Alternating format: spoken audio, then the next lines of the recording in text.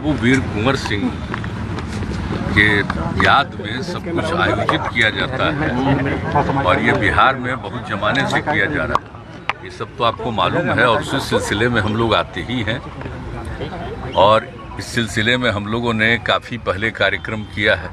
अब बीच में 2 साल जो कोरोना का दौर चला गया था तो आज फिर आने का मौका मिला है तो बड़ी खुशी हुई है। और जानते हैं बाबू वीर कुंवर सिंह का जो योगदान है इस देश में आज़ादी की लड़ाई सबसे पहले उन्हीं के नेतृत्व में लड़ा गया था।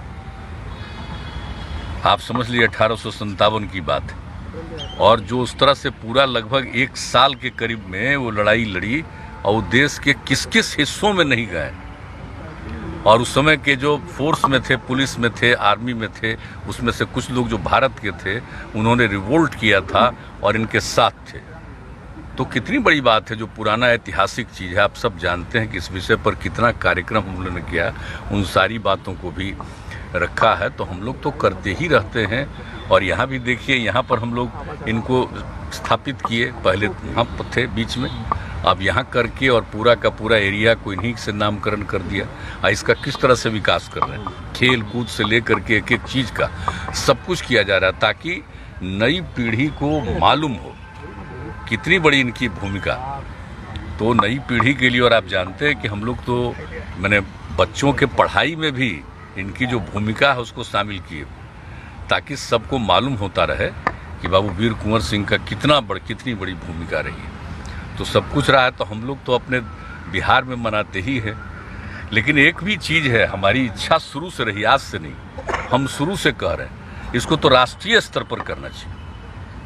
बाबू वीर कुंवर सिंह की जो भूमिका थी और वो कोई बिहार में किए थे, वो तो पूरे बिहार के बाहर भी दूसरे राज्यों में भी गए थे ना। इसलिए हम लोग आज से नहीं, बहुत जमाने से कह रहे हैं कि इनके कार्यक्रम को राष्ट्रीय स्तर पर कर किया जाना चाहिए ताकि सबको मालूम होना भाई आज़ादी की लड़ाई कब से शुरू हुई। अंग्रेजों का राज था तो कब से आज़ादी की लड़ाई शुरू हुई और सबसे पहले उन्होंने जो काम किया, क्या उम्र थी उनकी, सोच लीजिए 80 साल की उम्र में, और उन पर जो अटैक हुआ इसके बाद भी वो इसके लिए अपना किया और अंत में उनको जीत तो हासिल ही हुई। और उसके बाद भले ही वो नहीं रहे, एक अलग बात है, लेकिन सबसे बड़ी चीज़ है कि उनकी जो भूमिका और जिस तरह से, और आप जानते हैं समाज के सभी तबकों को जोड़ करके चलते थे। इस बात को याद रखना चाहिए कि समाज के हर तबके के, और हिंदू मुस्लिम समाज का कोई भी तबका का आदमी हो, अपर कास्ट के लोग हों, पिछले जाति के लोग हों, ये आप समझ लीजिए कि ये सब दलित समाज के लोग हों, सब लोगों को जोड़ करके वो चलते थे और हिंदू मुस्लिम सबको, और उस लड़ाई में कितने लोगों की उन्होंने भूमिका लगाई थी। तो ये सब चीज़ याद करना चाहिए भाई कि इनकी जो भूमिका उस समय के उन्होंने जो किया था, आज से कितना साल पहले किया था। तो हम सब लोग, इसीलिए हम लोग इसको जितना संभव हुआ उनकी स्मृति में, खैर यूनिवर्सिटी तो पहले बन गया था हम लोग, लेकिन तो हम लोगों ने उसके अलावे और सब कुछ किया है ना भाई।